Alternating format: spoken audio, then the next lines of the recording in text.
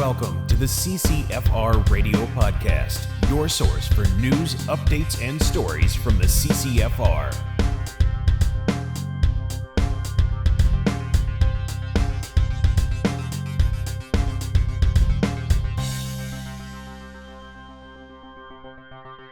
Hey everybody, welcome to episode 173 of the CCFR Radio Podcast. I'm your host, 𝐿𝐿𝐻. Thanks for joining me again today.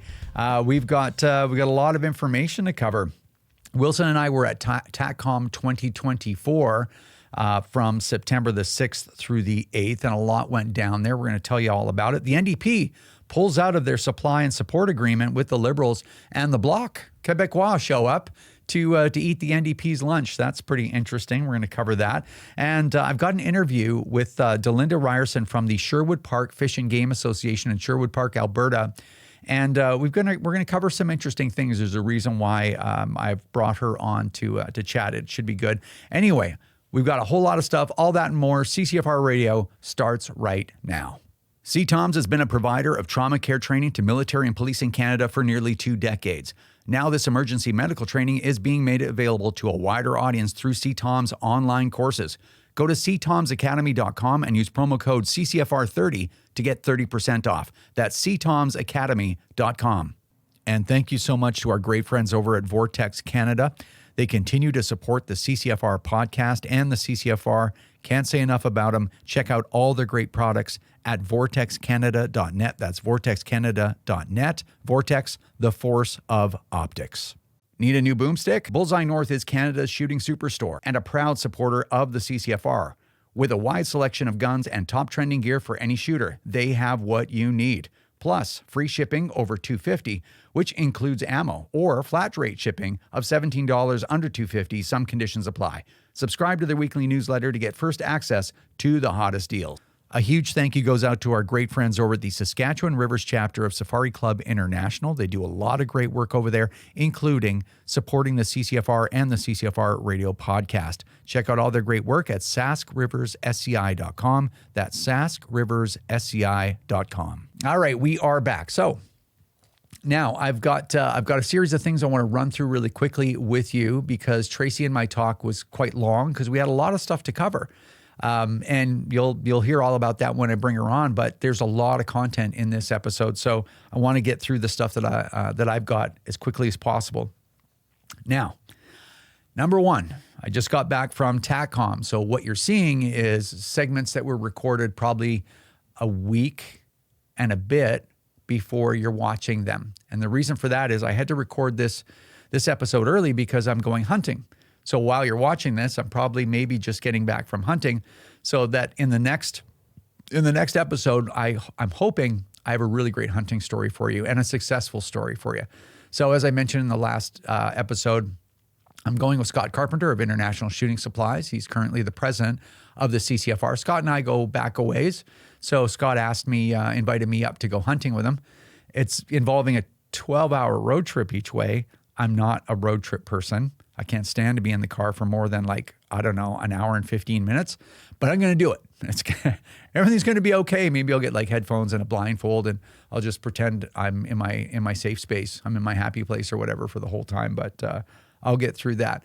But I'm very excited to hopefully get an elk, a white-tailed deer, or a bear, because I got tags for all three. And apparently elk is a very highly likely thing for me to get up in that area. That'll be Chetwynd, British Columbia, I think is where I'm going. So very exciting. So I'll be able to share a story one way or another with you in the next episode. As I mentioned, Tracy and I were at TACCOM 2024 in Mississauga, Ontario, and it was phenomenal. It was really, really great. And big shout out to Fred Pellegrino and his brother and everyone over at Firearms Outlet Canada for putting together such a phenomenal show. You know, Fred, TACCOM was Fred owns it, and it was his idea. And I remember the first one in 2019. The first one actually was at Firearms Outlet's facility in Ajax, Ontario. But that was sort of a proof of concept, which actually was a really awesome little show. It really was really cool. That one was kind of magical in itself on its own. But anyway, when Fred rolled out the real version, which was in 2019 at the International Center, it was It was awesome because it was this huge trade show. The stage was awesome. It was well lit and big, and it was really cool. And there were hospitality suites during that time. There was a big awards dinner. I think it was 800 people there. Like, it was really just beyond what anyone else would have been capable of doing. And Fred is, I'll tell you this, Fred supports the CCFR so well. I can't thank him enough for that. And boy, Fred does a good job of these things. He really knows how to take it the extra mile and exceed expectations. So, I really appreciate that because I know how much work it is to do projects like that, right? So anyway, 2019 came out. It was phenomenal. It was magical, right? Because people still talk about it, and I still think about it from time to time. It was very similar to our Integrity March, where people are still talking about it 4 or 5 years later. And people were talking about the Integrity March at TACCOM to me at the booth as well. I'm like, wasn't that a magical day? They're like, oh, it was unbelievable. Maybe we'll do another one someday. I don't know. There's got to be a reason for that, I guess. But anyway, right after 2019, TACCOM took a hit, right? It was COVID, then gun bans, and then more gun bans, and then more legislation. It's just been taking hits. And it's been more difficult for vendors to come out. It's been difficult to justify financially some of this stuff. But I'll tell you, this was 2024. The place was packed. The community showed up. The community showed up, I think, to check the show out and all the rest of that stuff, to buy new guns, to do all the stuff that the community does, but with more enthusiasm than last year or the year before. I think the enthusiasm is back. People are optimistic. In fact, I did a speech about all the reasons to be optimistic as a gun owner right now. And I tell you, it was really great. And it was just great to look around and at the community and say, despite everything that has been done, despite everything they've done to us, we're still here. We're still standing. We took everything they had to throw at us, and we're still standing, and we're still fighting. It was really, really cool. Anyway, so that just happened, and so you're going to hear a lot about TACCOM and the conversations that we had and some of the things that happened while we were there. Next thing I want to tell you about, not only will I hopefully have a great hunting story to tell you in the next episode, but I will also tell you about, I'll be releasing a new contest that we're running. This one is unlike anything we've done before. The prize isn't like a trip around the world or anything, but it's a really niche, meaningful prize. It's pretty cool. So I'm really excited to share that with you. And so we'll be running that contest from the next podcast to be drawn on Remembrance Day, on or about Remembrance Day. So it's going to be pretty neat. What else? Oh, I am wearing the shirt given to me by our field officer team from Quebec. So we have a very close-knit, just a fantastic group of people that represent the CCFR in Quebec. They showed up with their shooting range. They have these CERT pistols and software that keep score. It's really cool. Little shooting range that you can use for pistol and rifle right there inside the show. Our Quebec guys brought all that stuff with them. They ran it and took it all home, and they made team shirts for themselves and then gave me and Wilson one too. So thank you for our outstanding field officer team in Quebec for all of that. Really, really appreciate that. And lots of people stopped by the booth, including Terry Blackmore, an author, and he gave me a set of his books. So I'm just going to give Terry a shout out now. I haven't read them, so I don't know what they're like, but I will read them actually. So I just want to thank Terry. This is his book series. There's 3 of them. He gave me one of all 3 and then wrote something inside them for me, which I really appreciate. So thank you, Terry, for that, and good luck on the book sales. They got on television and on the podcast, so hopefully that helps a little bit. I appreciate that. Now, okay, so this is the last thing I got to cover with you.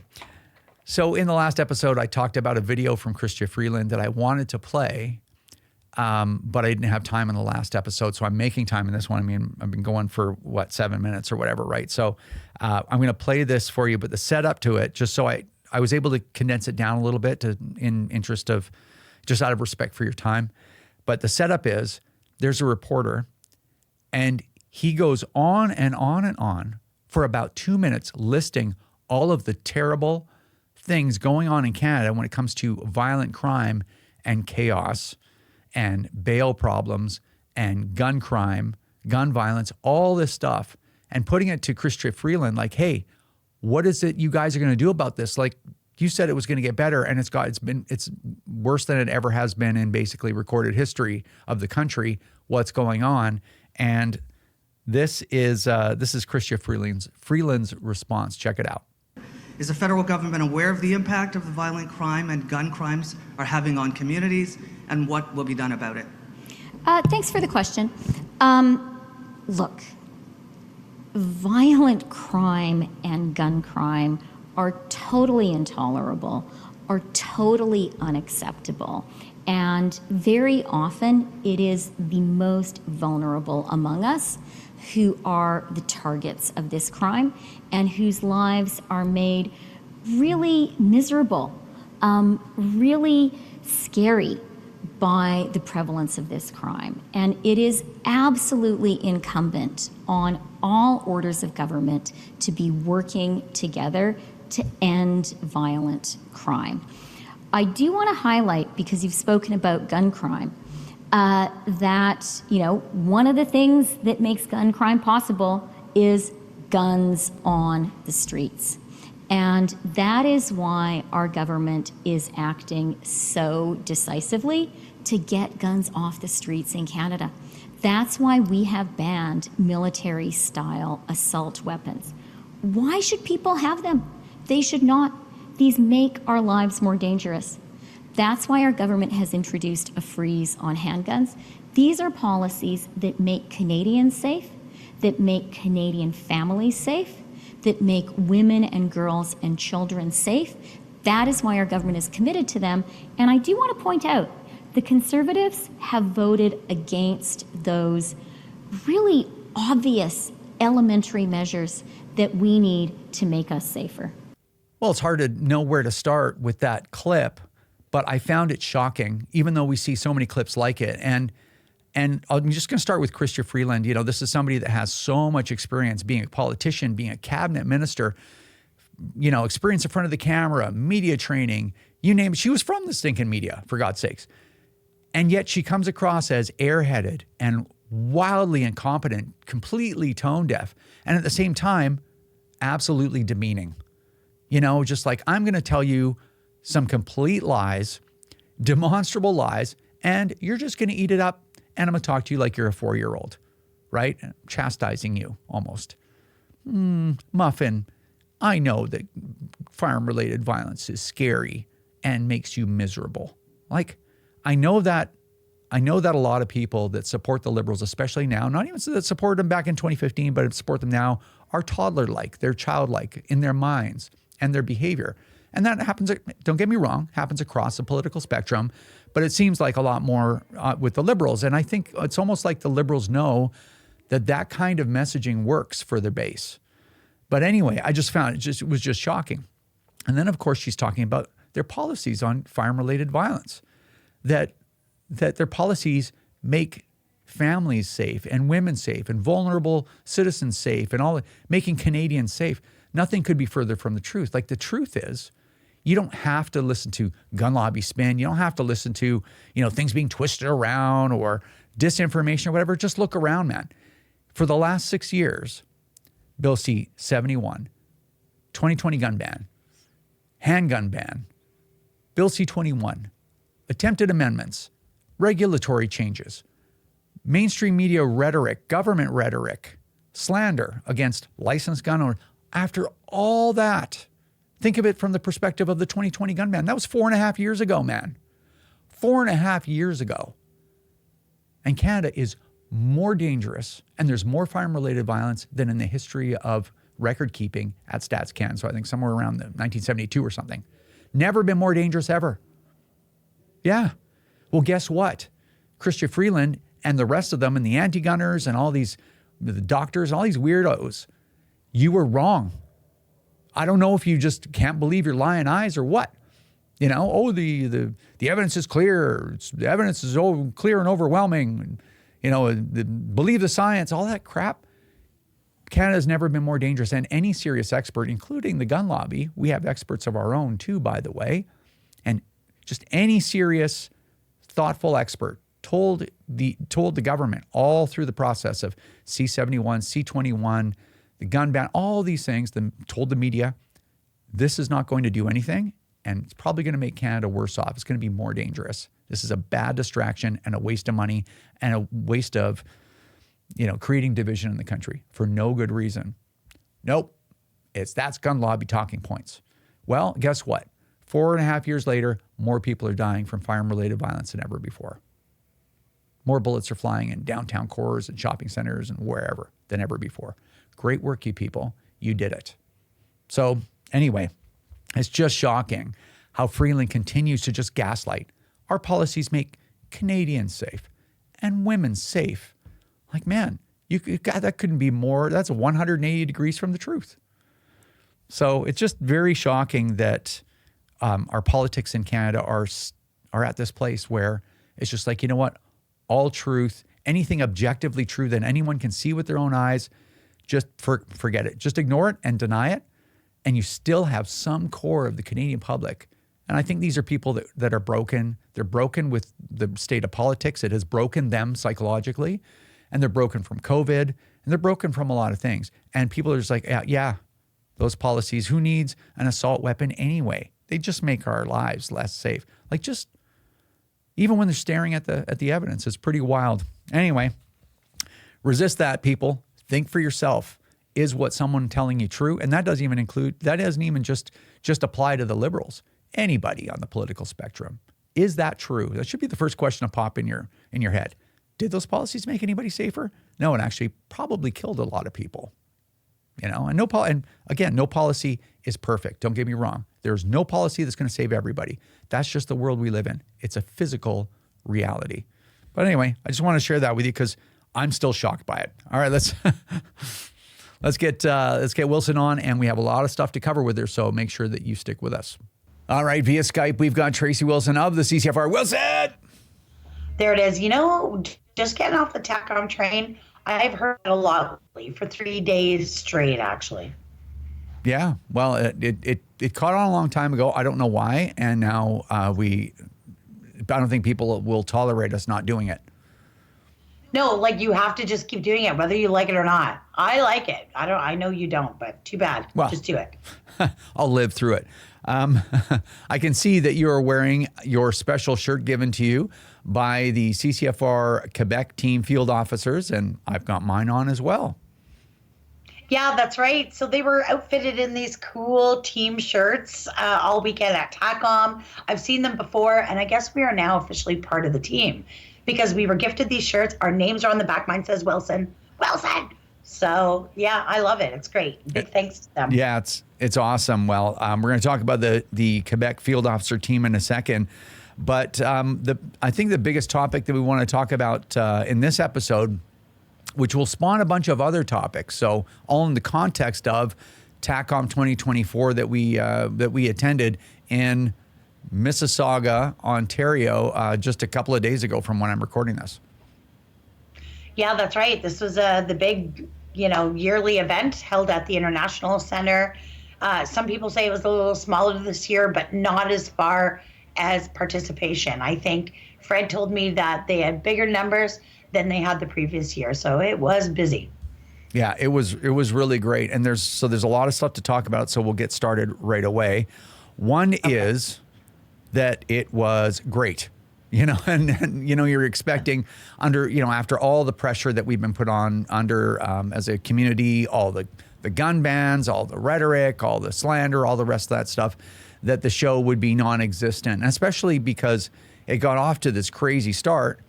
Mm-hmm. And then you had the pandemic, which was the first hit. And then right on the heels of that was the 2020 gun ban, and then all the subsequent stuff right after that. But it was I found it really encouraging because after everything that we've been through, it just told me we are still here. People are still going there. They're still supporting it.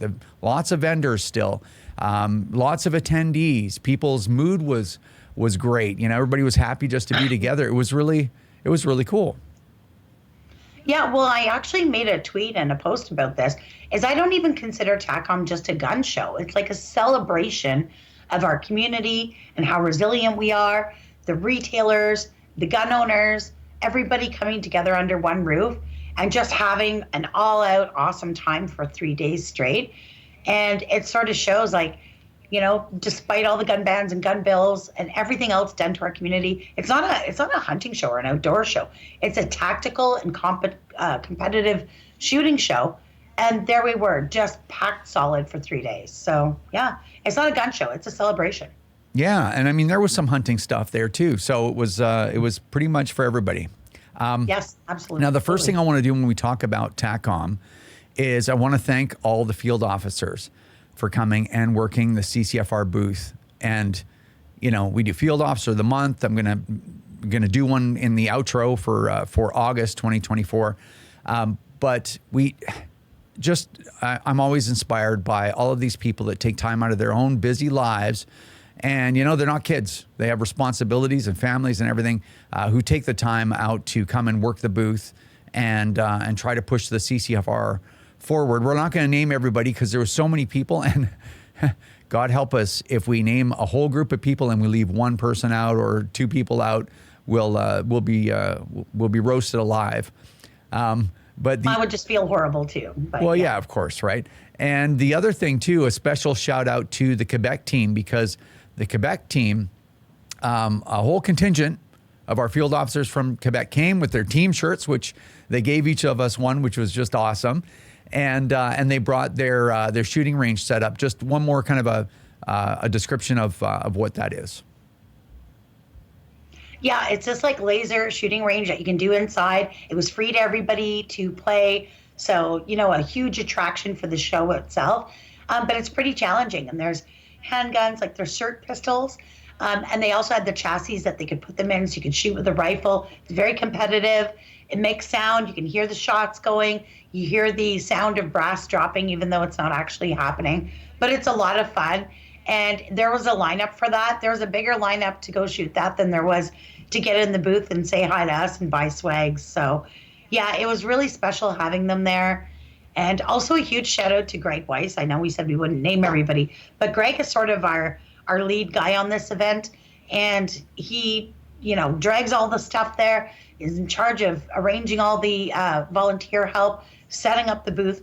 And it's a professional looking job. Like, this guy does an amazing job. So big thanks to him. But yeah, it was really special having the Quebec team there with this range, and a huge, huge contribution to the show overall.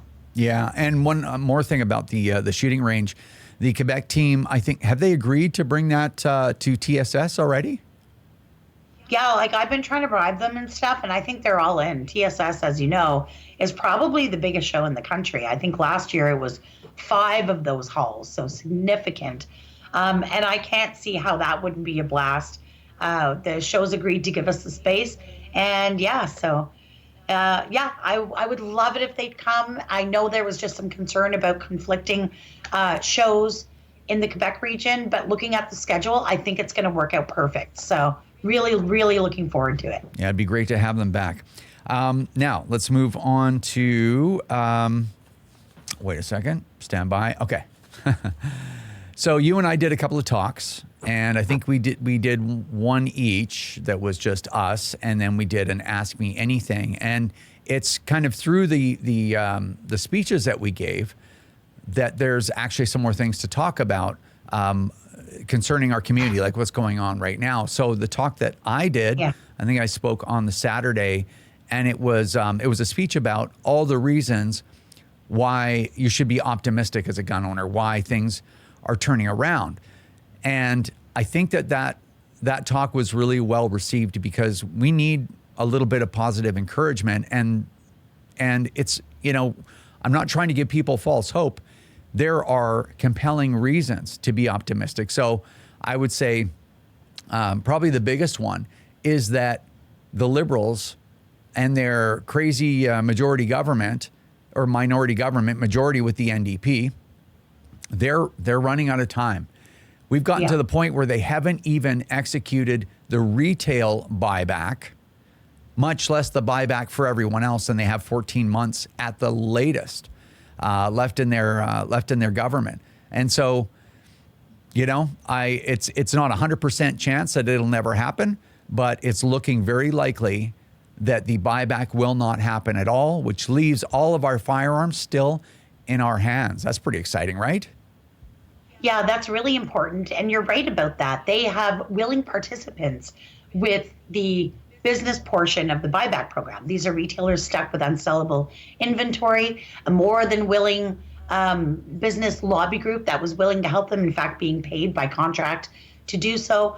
And yet, still here we are, 4.5 years later, nothing has happened. So in order to get all that done, learn some lessons from it, and roll that out on a national level for individual gun owners, excuse me, I've said it since the beginning. It's virtually impossible, and I still believe that. So, yeah, there's a lot of reasons to be optimistic. Yep. Yeah. Well, and I'm thinking back while you're talking. I'm like, yeah, what were those reasons? But certainly the buyback is highly unlikely to ever happen, and they're going to lose their mandate, which is great. I think I might have said a few things maybe that were a little too sharp about how easy it would be to do a retailer buyback, and they couldn't even accomplish that. But I try to keep it pretty mild, but sometimes even I get too frustrated. And I say the quiet part out loud. But there are more PAL holders today than ever in the history of the PAL program.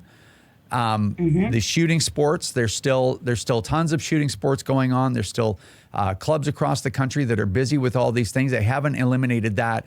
And then I had translated that to look around, look at how busy TACCOM is, despite everything we've been through. And so that, among a few other things, were I think really compelling reasons for us to look back at ourselves and our community and say, you know what? We outlasted them. We weathered the storm. We stuck together. We kept going. We found new ways to do our shooting sports. We found new ways to grow them. There's still waiting lists at clubs, waiting lists for the Canadian Firearm Safety Course across the country. Like we've been a pretty resilient community, and I think we should be proud of that and hopeful. Yeah, and there's new guns coming out on the market. There's a couple of them premiered right at the show.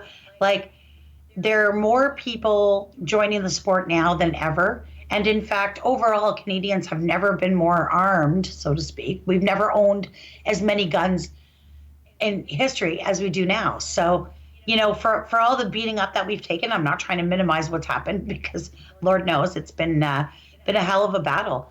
But at the same time, we've still got all our stuff. And there is every reason to believe that the tide is changing and there is light at the end of the tunnel. So I refuse to let these people get me down.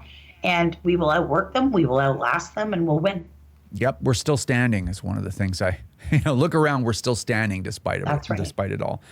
All right, now you did a talk, and I think I'm not sure if the title, if this is accurate, but I think it was called Jagmeet Pulls Out. Yeah, that's correct. So, I don't know, I thought it was funny, but I don't know, it was a little bit of a dry laugh when I said it. But yeah, as you know, there's been a supply and confidence agreement in place, propping up the liberals for the last 2.5 years. It was supposed to go until June of next year. And under pressure from the Conservatives and everybody else, probably his own caucus with some by-elections, Jagmeet Singh has pulled out. So what does that mean? People are asking, do we go to an election? Well, not automatically. A lot of it, of course, is a public relations stunt or a theater. He can pull out of the agreement, but still vote to prop up the government. But even since that was announced, and I spoke about it at TACCOM, there's been a new development to that. And that, of course, is Yves-François Blanchet, leader of the Bloc Québécois Separatist Party, has said, hey, Trudeau, maybe I'll make some deals with you. So they're looking at the possibility of a new supply and confidence agreement with the Bloc, which I think is going to go over like, a sinking ship. Because at this point, I think it's pretty clear that nobody has the mandate of the majority of Canadians. It's time for an election. So, I do think Singh will still vote in line with the Liberals probably until the spring. The budget is due to be released in April, which of course is a forced confidence vote. I think even though Pierre will probably table one this fall just to use as banter against Jagmeet, I think we'll have to wait until the spring with the RIP period. Maybe we'll have a new prime minister by mid-June. That's kind of the timeline that I'm looking at. But yeah, the end is near, but there's all kinds of shenanigans going on, and the House has not even resumed yet for another week. Well, and a lot of people are concerned. They're angry at this move by the Bloc, who they're a provincial party. That are trying to get something federally, and of course they're sitting there in the position going like, well, now that Jagmeet's out of the way, we can try to hold the rest of Canada hostage to get what we want, or we'll deny them an election. To remove apparently the most unpopular prime minister in the history of the country by far. So I don't know that that's going to help relations, the national unity. No. But I don't know. It's just, what a mess. But anyway. Yeah. It caused a lot of division between East and West, and that's the last thing we need right now. So. Yeah. Anyway, I don't want to discuss that too much, just because it starts to get complicated, and there's a lot of moving parts there. But I think there's also the consensus that Jagmeet Singh is not going to do anything to jeopardize his pension, which apparently vests sometime, I think it's around February 25th or something like that. So for him to, willingly trigger an election or participate in a confidence vote, I don't think he'll do it before March. The beginning of March. And if you think about it in terms of just general morality, there's a guy that will probably sit back and watch the country burn for the next 6 months rather than jeopardize the pension that he believes he's entitled to. Yeah, that's exactly right. And that's why I'm, targeting that April budget vote, is he'll be secure in his pension then. He'll, brag about all the things that he did get accomplished through the agreement. And he's hoping that he'll get a little good favor back from voters from ending his relationship with the Liberals. Because, of course, it's hard to hold them to account or put down the Liberals when you're indistinguishable. So, yeah, it's just a funny time in politics. And I don't mean funny, haha. So, yeah. Yeah, it's quite a mess. And it is, and I have to admit, though, that it is funny. And we talked a lot about Jagmeet Singh. Obviously, at TACCOM, everybody's, up to date on all the politics. They're like, what does this mean? We're going to an election? What does that mean? It's like, no.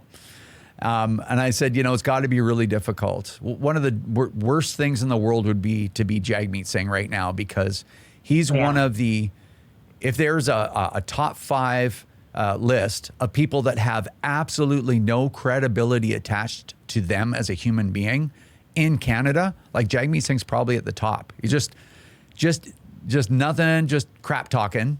His words are completely meaningless. Everybody knows why he's hanging in there with the Liberals, and it's for self-serving reasons. And it's just, that's got to be so difficult for him to talk around. But he's like, I'm this. Oh, yeah, that's right. This is what I remembered that I wanted to share. And I don't know if we talked about it, but I saw a clip of him saying, like, that's not the case at all. I'm gonna win my riding. I'm going towards a clear victory in my riding in the next election. It's like, actually, no, man. If you look at the polling, you're gonna lose. So he lies in order to bolster his credibility, but everybody knows he's lying, which further erodes his credibility. What a mess, man. What a mess. Oh, he's put himself in an impossible situation, because if he does vote alongside a confidence vote to take down the government, beforehand, like this fall, he's not ready for an election and he's going to lose. So he loses his job. If he waits and does it in the spring, he may still lose his job, but he'll gain his pension. But everyone will know that's exactly why he did it, right? So he's put himself in the most impossible of situations, and yeah, it looks really good on him. Yeah, times are tough for the Rolex Robin Hood. Okay, now another thing that we always get asked about, are the Conservatives going to do anything for us? And like in my talk, I'm going to make this quick just so we can move on to a more important issue, is that if you look at the political landscape right now, the Conservatives have said clear, and this actually ties in with our next topic, said clear in full view of the media a myriad of times, I don't know, probably dozens of times, the Conservatives have promised to repeal everything that Justin Trudeau has done on guns. So it's in the platform, it's been out in the public, and at the same time, they've been polling between 209 and 240 seats for a year. So Yeah, that's right. For the Poilievre, so it's not damaged them. So for Poilievre to not do what he promised to do, there's no upside to not doing it, right? This is not an Aaron O'Toole era, where we know what happened there. This, for him to not do it, will only erode support. So it's not going to create less support for him, from centrists or leftists, which aren't going to vote for him anyway, just common sense centrists, and it will erode the support he already has. So there's no I guess all this to say, there's no political advantage for them not to do it. And the political advantage and staying in power is typically, I'm not saying this is the only thing for the Conservatives, because I'd like to think that it isn't, but typically for politicians, that's the only thing that really speaks to them. That's what they're truly worried about above all else. So I really believe that that's going to happen. Now, the last question is, everyone is worried about the Senate, because there's been Justin Trudeau is running around with his hair on fire, appointing every lunatic off the street that's not in the drunk tank, and has some kind of long donation record of the Liberals, like giving them Senate positions for life. And that's got a lot of people worried. So tell us a little bit about what the Senate situation is and how it probably won't affect the Conservatives' ability to bring forward legislation that'll set things right, I guess you could say. Yeah, so that's right. Trudeau often brags about making the Senate more independent. Excuse me. He abolished the Liberal senators and said we should only have independent senators. And in a perfect world, that would work out. Unfortunately, Trudeau's idea of independent senators are the most wild, far-left activist senators you can find, huge donors to the Liberal Party. The last couple of appointments are a slap in the face. It's like he's not even trying to hide it. It's a complete mockery. And you would think anybody who's on the ISG, who's on the independent Senate group, who literally would like to try and be independent, would see it for what it is and call it out. But that's, yet to be seen. So these last couple of appointments are a complete joke. And gun owners are justifiably so concerned, with Trudeau just totally stacking the Senate. Is it even possible to do the things he wants to do? Because, of course, the Senate is part of the legislative process. And the answer is yes. So the Senate is there as an unelected, and therefore, the idea is they don't answer to voters. They don't have to do what their voters want in order to win again. They can do what's right, which aren't always the same thing. They should be, but they're not. That's how it's supposed to work. They're supposed to be the chamber of sober second thought. They're supposed to make suggestions. Sometimes they make amendment suggestions to legislation that might make it better. They are not there to block legislation. In fact, it's only happened, I think, 6 times since the 60s that they blocked legislation, and it was nothing remotely even close to this. So it's a very rare occurrence. I don't think that would happen at this time. In fact, if Poilievre puts these things that he wants to do, including, the possible rewrite of a Firearms Act or whatever, whatever it is he wants to do, if he lays that out clearly in his election platform, the Senate would defer to the CPC majority to carry out their mandate, because that is the will of Canadians. So, it would be a huge erosion of the entire institution for the Senate to try and play games. Will they be a little bit obstructionist and delay things? Probably. Yeah, that's probably going to happen, and it happens now. But to absolutely reject House of Commons legislation, unheard of. So, yeah, it is a concern, because it will make things, of course, more difficult. At the same time, the Liberals have made it very mainstream to govern by use of OIC, something that was usually reserved just for implementing the measures of legislation. And now it basically has taken the place of. So, yeah, it should be a very, very interesting legislative term. I'm looking forward to it. Yeah, well, one of the things that I'd been mentioning to people that were asking those questions too is it's the purpose of the Senate is to evaluate bills independently of the House from a different perspective, a perspective where they don't have to worry about voters, and then suggest amendments, basically, right? So yeah. The purpose of the Senate isn't to block the will of an elected government. That is not the purpose. And if they were to do that, start behaving in that way, number one, I don't think it's going to help Canadians have any respect for the Senate, right? Because Canadians have been in a mood to abolish the Senate numerous times. So has Parliament. And their role is not to undermine or block democracy, right? It's funny because you have people on the left all the time. This is a threat to democracy. I mean, and you're Hitler, by the way. And like these are this is the language of the left all the time, like constantly. They go to these things. You're going to destroy our democracy, and it's like, well, the Senate really has a choice, and specifically the independent senators group has a choice.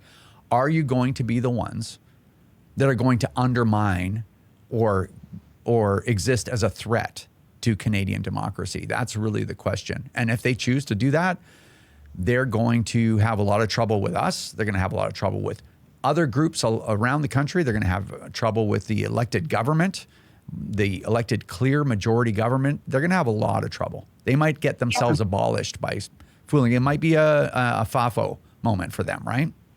Yeah, well, and the thing is, like, if you have a conservative majority, even a supermajority, it's a clear mandate from the people of Canada. And the Senate is in no position, and it's not their job to go against that. I can't even imagine what that would look like, but it would be a clear reason for Senate reform, which people have been calling for a long time. So I don't think they would go down that road, but if they do it at their own peril. Yeah, absolutely. All right, let's move on. But hopefully we've really provided some good explanations about how stuff is supposed to work and how it most likely will work when the time comes. All right, a little bit of good news, and it's interesting news here. I was looking at one of my favorite accounts, the Gun Muppet, TGM, on Twitter, now X. I still want to call it Twitter because it's kind of old school. And that alerted us to what happened here. Let me just pull this up.